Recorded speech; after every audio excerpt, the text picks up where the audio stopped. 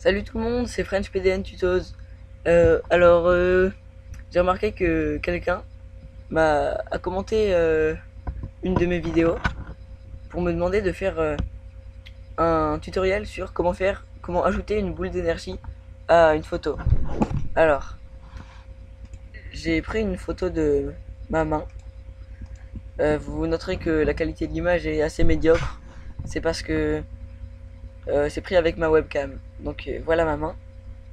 On va ajouter une boule d'énergie bleue au-dessus. Alors, ce qu'on va faire, c'est qu'on va sélectionner l'outil ellipse de sélection et vous noterez que avec une ellipse, on peut faire plusieurs sortes d'ellipses, mais quand on tient la touche Shift activée, enfin appuyée, c'est-à-dire la petite flèche en bas à gauche, et bien ça fait un cercle parfait. Donc on tient cette touche appuyée, on va faire notre sélection là où on voudrait que la boule d'énergie soit, et voilà, nous pouvons lâcher et nous avons notre sélection. Alors, ce qu'on va faire ensuite, c'est qu'on va ajouter un nouveau calque. Sur ce calque, on va sélectionner l'outil dégradé transversal. Comme notre boule d'énergie va être bleue, vous pouvez aussi la faire verte ou rouge, c'est comme vous voulez.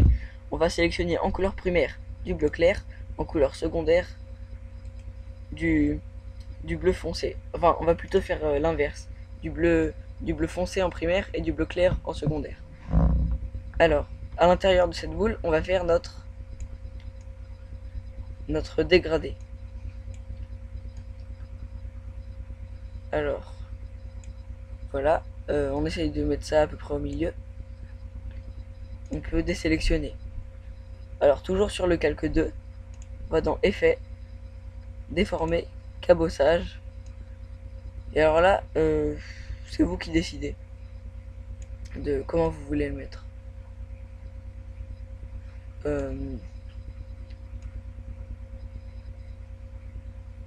Alors,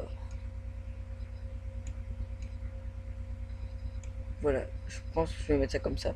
Mettez la qualité à 5 pour une meilleure qualité.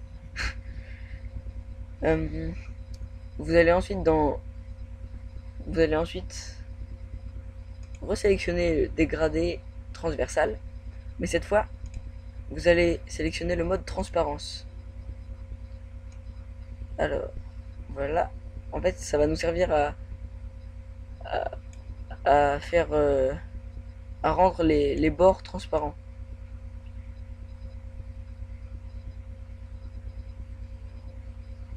Plus on éloignera ce point-là, plus les bords seront opaques.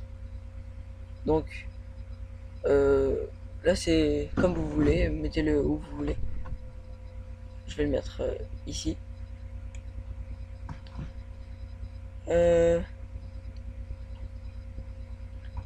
Et bah, il vous reste plus qu'à fusionner avec le calque inférieur et c'est bon. Mais sinon, j'ai une deuxième technique. Alors voilà, ça c'était la première technique. Je vais vous montrer une deuxième technique. Je préfère la deuxième personnellement. On ouvre la même image. Ce qu'on va faire, c'est on va ajouter trois nouveaux calques. Sur le calque 2, on va sélectionner l'outil ellipse. Cette fois, pas ellipse de sélection, ellipse tout court. Dessiner une forme pleine. Alors là, c'est le même principe. Quand on tient la touche Shift, appuyée, ça fait un cercle parfait. On va pas le faire noir. On va le faire en blanc. Le premier. Peu importe la couleur de votre boule d'énergie. Cette fois, on va toujours la faire en bleu. Ensuite, vous montez dans le calque, c'est-à-dire que là, on a fait ce cercle blanc sur le calque 2. On va faire le suivant sur le calque 3. C'est là qu'on va prendre du bleu plutôt clair, un cercle parfait.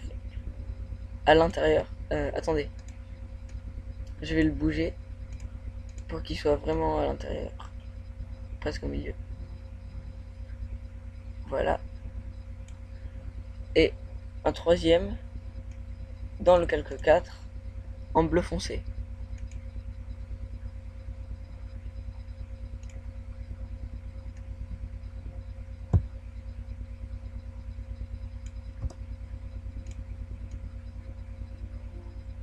Voilà.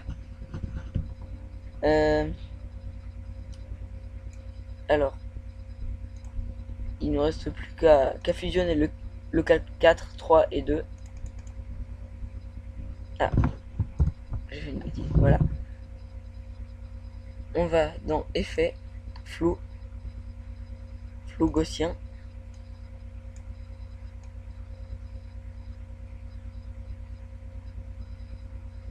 Il faut plus qu'on voit de traits précis entre deux cercles. Donc là c'est trop peu.